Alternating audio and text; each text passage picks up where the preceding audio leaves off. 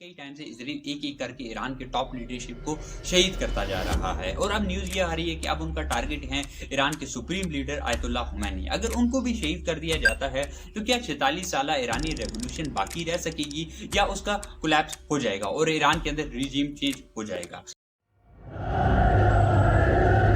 तो फिर क्या है ईरान का पॉलिटिकल सिस्टम, क्या उसके अंदर रिजीम चेंज करना पॉसिबल है भी या नहीं? आइए जानते हैं इस वीडियो में। ईरान के अंदर जो आज के टाइम पॉलिटिकल सिस्टम अडॉप्ट किया गया है वो काफी डिफरेंट है एज कम्पेयर टू जो दुनिया के अंदर दूसरे पॉलिटिकल सिस्टम अडॉप्ट किए जाते हैं। जैसे डेमोक्रेसी है, आम लोग वहां पर वोट करते हैं और एक पॉलिटिकल लीडर को चुन लिया जाता है। इसी तरह डिक्टेटरशिप होती है, मोनार्की होती है जहां पर सऊदी अरेबिया या शी जिनपिंग जैसे लीडर्स आपको दिख जाते हैं। इसी तरह जो ईरान के अंदर जो पॉलिटिकल सिस्टम अडॉप्ट किया जाता है उसे थियोरोक्रेसी कहा जाता है। अच्छा, ये जो पॉलिटिकल सिस्टम है ये 1979 की जो ईरानी रेवोल्यूशन थी उसके बाद ही ये सिस्टम अडॉप्ट किया गया है ईरान के अंदर। अब ईरान के अंदर जो प्रेसिडेंट होता है वो वेस्टर्न स्टाइल का ही होता है, मतलब हर 4 साल के बाद वोटिंग होती है और आवाम ही उसे इलेक्ट करती है। लेकिन ईरान के अंदर एक एक्स्ट्रा चीज ये होती है कि वहाँ के जो सुप्रीम लीडर होते हैं वो वहाँ के रिलीजियस लीडर भी होते हैं और मजहबी मतलब लीडर भी होते हैं और पॉलिटिकल लीडर भी होते हैं। ठीक है, तो उनको चुना जाता है और सारी पावर्स भी उन्हीं के पास होती हैं, मतलब ज्यादा से ज्यादा पावर्स जो सुप्रीम लीडर होता है उन्हीं के पास होती हैं। आज तक ईरान के अंदर 2 सुप्रीम लीडर रह चुके हैं, एक आयतुल्ला खुमैनी थे, ठीक है, और जिन्होंने रेवोल्यूशन स्टार्ट की थी, और उसके बाद जो बने थे वो आयतुल्ला अली खुमैनी हैं जो आज भी वहां पर रूल कर रहे हैं। ठीक है, इनकी नेम सेम है लेकिन ये इनके बेटे नहीं थे आयतुल्ला खुमैनी के। ठीक है, तो ये आज के टाइम रूल कर रहे हैं। अब ईरान के अंदर जो सुप्रीम लीडर होता है उसको अपॉइंट करने के लिए इन्होंने एक स्पेशल काउंसिल बना रखी है। ठीक है, उसे असेंबली ऑफ एक्सपर्ट्स कहा जाता है जिसके अंदर 88 मेंबर्स होते हैं। ठीक है, अब ये जो लोग होते हैं 88 मेंबर्स हैं, ये जो सुप्रीम लीडर है उसे हटा भी सकते हैं और नया अपॉइंट भी कर सकते हैं। लेकिन हटाना तो वैसे मुश्किल होता है, वो इसलिए क्योंकि ईरान का जो सुप्रीम लीडर होता है वो लाइफ टाइम के लिए होता है। लेकिन अगर वो शरीयत के लॉज को, इस्लाम के लॉज को अगर चेंज करने की कोशिश करेगा तो उसे हटा दिया जाएगा और ये 88 मेंबर्स जो होते हैं ये उसे हटा सकते हैं, इनके पास ये पावर होती है। अब ये जो 88 मेंबर्स है ना, इनको अपॉइंट करने के लिए भी काफी इंटरेस्टिंग तरीका अपनाया गया है। अब उसके लिए क्या होता है कि हर 8 साल के बाद ईरान के अंदर इलेक्शन होते हैं, उसके जो एक्सपर्ट्स हैं इनको इलेक्ट किया जाता है पब्लिक की जानिब से। ठीक है, और ये कोई आम लोग नहीं होते, ये वहां के जो आलिम होते हैं, बड़े बड़े क्लरिक्स होते हैं,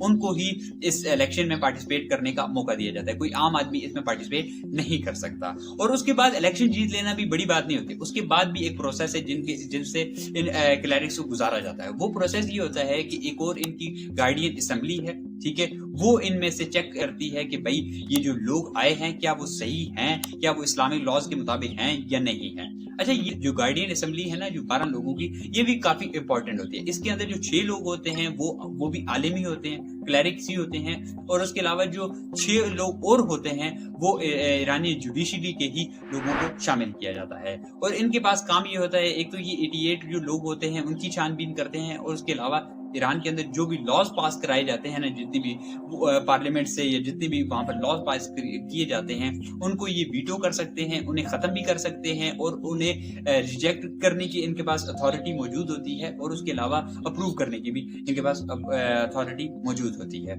तो ये वहां पर इन लॉज को भी मेंटेन करते हैं। तो इस तरह से ईरान की जो सुप्रीम लीडर है उसको अपॉइंट किया जाता है और इतने प्योर तरीके से वहां पर अपॉइंटमेंट का सिस्टम वहां पर एस्टेब्लिश किया गया है। तो ये सिस्टम इतना स्ट्रॉन्ग हो जाता है कि इसके अंदर आप किसी तरह से भी कोई भी अपने मर्जी का कोई पॉलिटिकल लीडर या पॉलिटिकल पार्टी आप एस्टेब्लिश ही नहीं कर सकते। ये बहुत ज्यादा स्ट्रॉन्ग सिस्टम बन जाता है। सिर्फ एक पॉलिटिकल सिस्टम है, इसके बाद एक आर्मी की यूनिट प्रॉपर इसलिए बनाई गई है ताकि वो ईरान के अंदर इस रेवोल्यूशन को प्रोटेक्ट कर सके। अब ईरान की जो आर्मी है उसके अंदर वैसे बहुत सारे पार्ट्स होंगे, बहुत से यूनिट्स हैं, लेकिन हम उनकी बात नहीं करने वाले।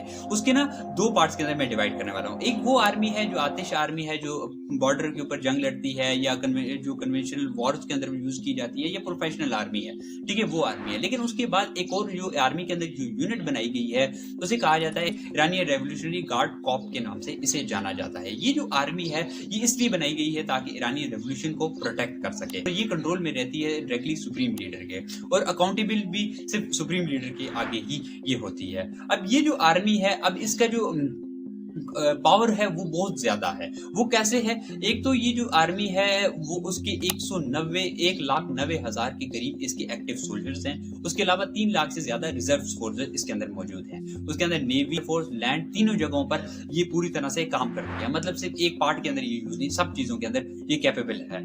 उसके अलावा ईरान का जो पॉलिटिकल सिस्टम है, उसके लीडर्स हैं या वहां का जुडिशियल सिस्टम हो, उसके अंदर भी इसका बहुत बड़ा इन्फ्लुएंस देखने को मिलता है। उसके अलावा मीडिया इंडस्ट्री हो, नैरेटिव बिल्डिंग हो या दूसरी चीजें हो, उसके अंदर भी इसी आर्मी का एक बड़ा होल्ड हमें देखने को मिल जाता है। अगर आप ईरान के बिजनेसेस की बात करेंगे तो उसके अंदर भी ये पूरी तरह से कंट्रोल करती है। वो कैसे? ईरान के अंदर जो सबसे बड़ी एक कंपनी है, खातिमुल अंबिया के नाम से जाना जाता है। अभी ये जो कंपनी है ये सबसे बड़ी कंस्ट्रक्शन की कंपनी मानी जाती है। जो डैम्स ईरान के अंदर बनते हैं, ब्रिजेस बनते हैं, जो मेट्रो वहां पर बनती हैं, रोड्स बनते हैं, उन सब के अंदर यही मैन्युफैक्चर करती है। ठीक है, और सब कुछ मैन्युफैक्चरिंग के अंदर सब कुछ इसी का रोल हमें देखने को मिलता है। और उसके अलावा जो ऑयल रिफाइनरीज हैं, गैस का जो सप्लाई जो चीजें हैं, या वहां पर जो स्मगलिंग की जो चीजें होती हैं, और सैंक्शंस क्योंकि ईरान के ऊपर बहुत ज्यादा हैं, तो उसको भी ये पेनिट्रेट करते हुए या खत्म करते हुए अपनी मर्जी से बहुत सी चीजें और बिजनेसेस ये वहां पर करते हैं।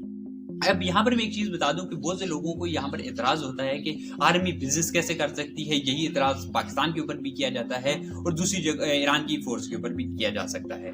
यहाँ पर जो लोग क्रिटिसिज्म करते हैं कि ऐसा नहीं होना चाहिए, आर्मी को बिजनेस के अंदर नहीं होना चाहिए, वो कुछ हद तक ये बात सही कहते हैं। वो इस मानो में कि भाई वो मोनोपोली बना लेंगे तो कोई आम आदमी बिजनेस नहीं कर ले सकेगा, तो इससे जो फ्री ट्रेड का जो कॉन्सेप्ट है वो खत्म हो जाएगा, जो कि एडम स्मिथ की आइडियोलॉजी थी। लेकिन इस फ्री ट्रेड के खत्म हो जाएगा, लेकिन यहाँ पर ये सोचने की जरूरत है कि जिस कंट्री की इकोनॉमी कम हो, वहां पर टैक्स कम हो, तो वो क्या अपनी आर्मी को एक बड़ा बजट दे सकती है? तो क्या अगर वो बड़ा बजट नहीं देगी तो क्या आर्मी बाहर से आने वाले थ्रेट को कैसे प्रोटेक्ट करेगी? अगर उसकी आर्मी की इकोनॉमी भी सही नहीं है और उसकी आर्मी भी स्ट्रांग नहीं है तो बाहर वाली कंट्री उसके ऊपर एकदम से अटैक कर सकती है, किसी तरह से भी उसे कंट्रोल कर सकती है। वो पॉलिटिकल हो सकता है, वो इन्वेजन हो सकता है, वो कोई भी तरीका हो सकता है। तो इस पार्ट के अंदर क्या किया जाए? और इसीलिए मैं कहता हूं कि ये चीज होना बुरा नहीं है, आर्मी का बिजनेस करना बुरा नहीं है, लेकिन उसके अंदर एक अकाउंटेबिलिटी होना बहुत ज्यादा जरूरी हो जाता है। अब ये जो ईरान की जो फोर्स थी, अब ये जो है 1979 के अंदर जब इसको बनाया गया था ना, उसके बाद क्या हुआ कि ईरान के अंदर ईरान इराक की वॉर स्टार्ट हो गई थी। 1980 से 1988 तक ये वॉर चलती रही। उसके अंदर ये इन्होंने बहुत अच्छे से काम किया था, लेकिन ईरान की जो गवर्नमेंट थी उसने 1990 के अंदर ये कहा कि हम आपका बोझ नहीं बर्दाश्त कर सकते, आप हमारे लिए बहुत बड़ी लाइबिलिटी बन रहे हो। तो इसलिए ईरानी गवर्नमेंट ने इनको ऑर्डर किया था कि आप क्या करो कि अपने खुद बिजनेसेस जो हैं उनके अंदर अपना बिजनेस स्टार्ट कर दो, ताकि आपकी जो लाइबिलिटी, जो आपका बोझ है, वो आम गवर्नमेंट को ना उठाना पड़े और आप अपने लिए खुद कैपेबल हो जाओ दूसरी चीजों के अंदर। और इसीलिए ईरानी जो फोर्स थी उसने बिजनेस के अंदर भी अपना हाथ जमाना स्टार्ट कर दिया। लेकिन आज उनका पूरी तरह से एक मोनोपोली उन्होंने बना रखी है उस सिस्टम के अंदर, या उसके पूरी तरह से। अब ईरान का जो पॉलिटिकल सिस्टम है या वहां की आर्मी, ये जो पॉलिसीज वहां पर बनती हैं, उसकी वजह से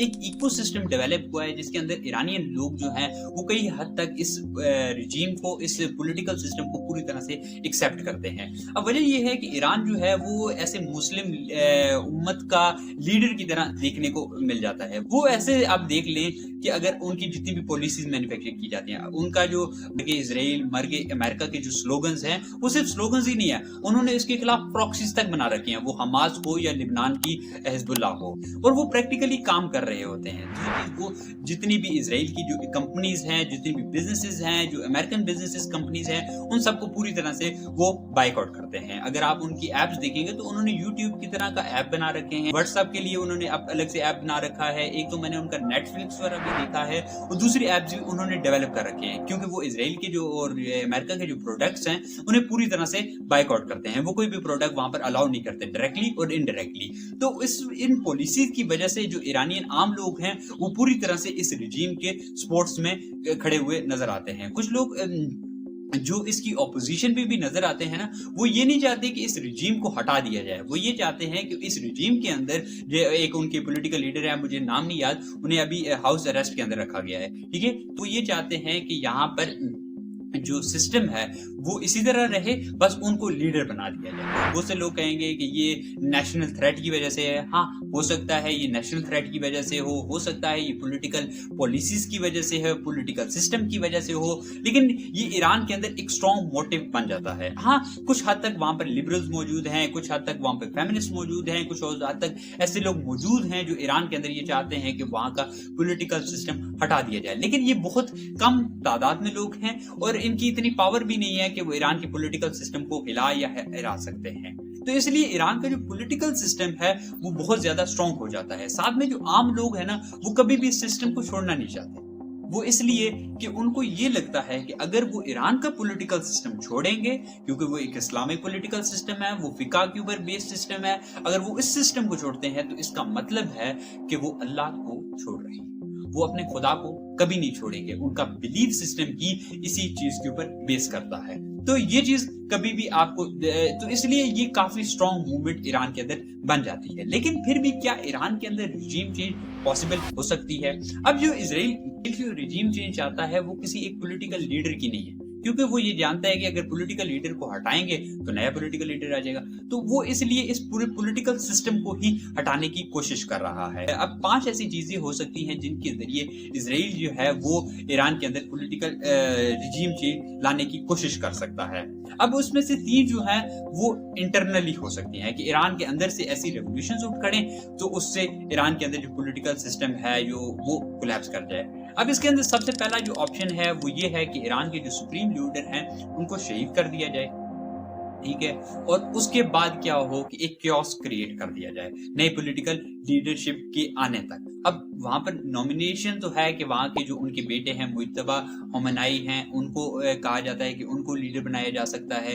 उसके अलावा इससे पहले इब्राहिम रईसी का भी नाम लिया जाता था, लेकिन वो अब इस दुनिया से जा चुके हैं तो उनका नाम कैंसिल हो जाता है। इसके अलावा एक और जो उनके लीडर हैं, अब मुझे उनका नाम नहीं याद आ रहा, लेकिन वो ईरान के जो जुडिशियल सिस्टम है उसके लीडर हैं, तो उनको भी कहा जाता है कि शायद वो भी पावर में आ सकते हैं, ठीक है। इसके बाद लेकिन फिर भी एक कियोस तो क्रिएट हो सकता है कि जब तक ईरान का नया लीडर चुना जाए उससे पहले ईरान के अंदर रिजीम चेंज कर दी जाए और ईरान के अंदर जो पॉलिटिकल सिस्टम है उसका कोलैप्स हो।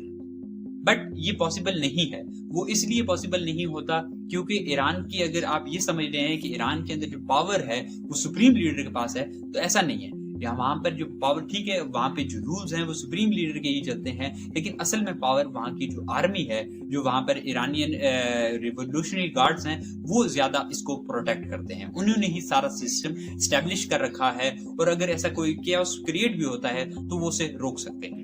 जो दूसरा जो ऑप्शन हो सकता था वो ये हो सकता था कि ईरान के अंदर मार्शल लॉ लग जाए, कोई कू लग जाए, तो उसके जरिए ये चीजें डेवलप की जा सकती हैं, जिसका ऑप्शन पहले ही खत्म हो जाता है। वो इसलिए कि ईरान की जो आर्म फोर्सेज हैं, जैसे उसकी आतिश फोर्स है, तो उसके अंदर इतनी पावर नहीं है कि वो ईरानियन जो रेवोल्यूशनरी गार्ड्स हैं उससे मुकाबला कर सके, क्योंकि ईरानी रेवोल्यूशनरी गार्ड जो हैं वो political system, economic system, judicial system, पूरी सिस्टम के ऊपर अपना कंट्रोल जमा के बैठे हुए हैं। और ईरान का जो, इजराइल का जो प्रॉब्लम है ना, वो ईरानी दूसरी फोर्स से नहीं है, वो ईरानी की जो ये रेवोल्यूशनरी गार्ड है इन्हीं से है। अगर आप उनके टारगेट्स जो देखेंगे, जो पिछले कई टाइम से वो टारगेट कर रहा है, वो मोहम्मद बाकरी हो जो चीफ ऑफ स्टाफ थे, या फिर इससे पहले जो 2020 के अंदर कासिम सुलेमानी को शहीद किया गया था, वो भी इसी फोर्स के ही हिस्सा थे। तो इजराइल के जो टारगेट फोर्स है ना वो यही है, और इजराइल के साथ जो लड़ भी रहती है ना वो यही फोर्स लड़ी है, तो इसलिए कू का कोई चांस रहता ही नहीं। इसके बाद जो तीसरा ऑप्शन था वो ये था कि ईरान के अंदर जो ऑपोजिशन है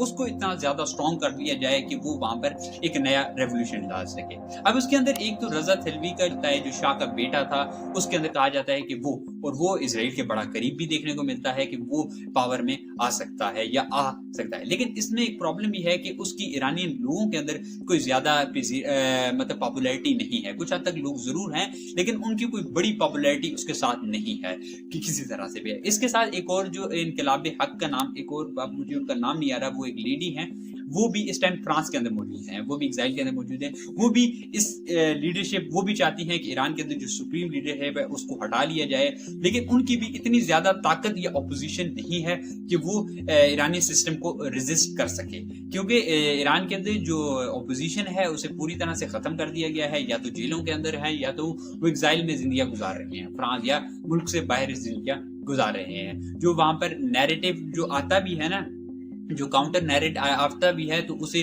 جو وہاں پہ جو گارڈز ہیں اسے ختم کر دیا جاتا ہے. تو ایران کے اندر جو انٹرنلی جو رجیم چینج لائی جا سکتی تھی وہ تو امپاسبل ہو جاتی ہے. دوسرا آپشن یہ تھا کہ رجیم چینج لانے کا وہ ایکسٹرنل فورسز کے ذریعے. اب وہ فورسز ایسے ہو سکتی تھی کہ ایران کے اندر جو وہاں پہ جو ملیٹنٹ گروپس ہیں, جیسے کردس ملیٹنٹ گروپس ہے, یہاں کا عرب ملیٹنٹ گروپس ہے, وہاں کا بلوچ جو ملیٹنٹ گروپس ہے, اس کو زیادہ فورسز دی جا سکیں اور اس کو اور زیادہ ملیٹنٹس دے دیے جائیں, اور سیریا کی طرح وہاں پر ایک انویژن کر دیا جائے, اور اندر سے ہی وہ ایران کو پوری طرح سے کنٹرول کر سکیں. اب یہ جو پروسیس ہے نا, یہ پوری طرح سے کام کبھی نہیں ہو سکتا, کیونکہ جو وہاں کی جتنے بھی ملیٹنٹ گروپس ہیں, ایک تو وہ ریجنل گروپس ہیں, ٹھیک ہے, وہ ایک ایک ایریاز کے اندر گروپس ہیں, ان کی پاپولیرٹی پوری ایران کے اندر ہے ہی نہیں, تو اس لیے ان کو لا کر بٹھانا بھی ایک مشکل کام پڑ جاتا ہے. پانچواں آپشن یہ ہو سکتا ہے کہ ایران کو اسرائیل یہ کرے کہ وہ یو ایس کے ساتھ مل کر ایران کی جو نیوکلیئر سائٹس ہیں ان کو تباہ کر دے, اس کی جو ٹاپ لیڈرشپ ہے اسے شہید کر دے ساریوں کو, اور اس کے علاوہ جو بھی ان کے جو ویپنز ہیں ان کو پوری طرح سے تباہ کر دیا جائے, اور ایران کے اندر ایک پراکسی کو بڑی گورنمنٹ لا کر بٹھا دی جائے, جیسے وہ کوئی بھی ہو سکتا ہے, وہ اس کی اپوزیشن ہو سکتی ہے, اس کے ملیٹنٹ گروپس ہو سکتے ہیں, کوئی بھی وہاں پر لٹھا دیا جائے, اور اسے 10-12 سال کے لیے وہاں پر وہ رول کریں, اینڈ اس کے بعد جا کر یہ سسٹم کولیپس کر سکتا ہے. ورنہ اگر آپ ان کے اوپر اٹیک کرتے ہیں, نیوکلیئر سائٹ تباہ کر دیتے ہیں, تو بھی ان کا جو آپ رجیم چینج کرنا پاسبل نہیں ہوگا, کیونکہ اس کے کچھ ٹائم بعد وہ دوبارہ سے کوئی نہ کوئی وہ کمزور ضرور ہو جائیں گے, وہ دوبارہ سے پاور میں آ جائیں گے, کیونکہ یہ پولیٹیکل سسٹم بہت زیادہ اسٹرانگ ہے. یہ کوئی ڈیموکریسی نہیں ہے کہ جہاں پر ایک پولیٹیکل ریگنگ کر کے کوئی الیکشن کے اندر چیزیں کر کے آپ پاور میں آ سکتے ہو. یہاں پر آپ کو پوری سسٹم کو ہی ختم کرنا ہوگا, جڑ سے اکھاڑنا ہوگا, تب جا کر اسرائیل جو ہے وہ اپنے مقصد تک پہنچ سکتا ہے, اور وہ رجیم چینج ایران کے اندر کر سکتا ہے. لیکن یہ بھی پاسبل نہیں ہے, کیونکہ اگر آپ ایران کے اوپر اتنا بڑا اٹیک کرو گے تو ایران بھی رسپانس کرے گا, تو کیا ایران کا رسپانس اسرائیل برداشت کر سکے گا؟ وہ اتنا ملک ہے. پھر اس کے بعد مجھے یہ لگتا ہے کہ ایران کے اندر رجیم چینج کرنا بہت زیادہ مشکل ہے ایز کمپیئر ٹو ایران کو تباہ کرنا. ایران کو آپ تباہ کر سکتے ہو, لیکن اس کے جو رجیم چینج ہے اسے آپ ختم نہیں کر سکتے. وہاں کا پولیٹیکل سسٹم بہت زیادہ اسٹرانگ ہے, اور زیادہ تر آرمی کے ہولڈ میں ہی ہے, ٹھیک ہے, وہاں کی آرمی ہی اس چیز کو کنٹرول کرتی ہے. تو جہاں پر آرمی کنٹرول کرتی ہو وہاں پر چیزوں کو ختم کرنا اتنا زیادہ آسان نہیں ہوتا, ٹھیک ہے. وہاں اور آج کل کنٹریز کو انویٹ کرنا کوئی, اور اس کو اس کے اندر سسٹم چینج کرنا, اور ایران جیسی کنٹریز کے اندر سسٹم چینج کرنا, یہ زیادہ پاسبل نہیں رہا. آپ رشیا کو یوکرین کے اندر دیکھ لو, آپ امریکہ کو ویتنام کے اندر دیکھ لو, پاسبل ہی نہیں ہے, ٹھیک ہے. تو ایسا کرنا بہت زیادہ مشکل ہو جاتا ہے. ایک چیز جو مجھے لگتی ہے کہ امریکن کی جو ویسٹرن ایک جو ہے نا ہپوکریسی, وہ بڑی صاف نظر آتی ہے. ایک طرف وہ کہتے ہیں کہ جی بچوں سے بات کرتے ہوئے جی دیکھیے گا کہ بچہ یہ نہ ہو جائے, اس کی جو سینسیٹیو ہوتا ہے نا کافی, اور دوسری طرف آپ لوگوں کا قتل عام کرتے ہو. ایک ایسے ملک کے اندر رجیم چینج کرنا چاہتے ہو جہاں پر 99% لوگ مسلمز رہتے ہیں, وہ اپنے پولیٹیکل سسٹم ڈیولپ کر رہے ہیں, اپنی چیزیں ڈیولپ کر رہے ہیں, اور آپ اسے توڑنا چاہتے ہیں. انہوں نے نیوکلیئر سسٹم بنایا بھی نہیں اور آپ اسے توڑنا چاہتے ہو. تو یہ جو گندگی ہے تمہاری, یہ اب صاف نظر آ رہی ہے. یہ جو چیزیں تم پردوں کے پیچھے کرتے تھے, اور علامہ اقبال کا ایک شعر بھی تھا کہ تو نے دیکھا ہے یورپ کا جمہوری نظام, شاید مجھے لگتا ہے اب پوری دنیا نے وہ نظام دیکھ لیا. تو نے کیا دیکھا نہیں مغرب کا جمہوری نظام, چہرہ روشن اندروں چنگیز سے تاریک تر.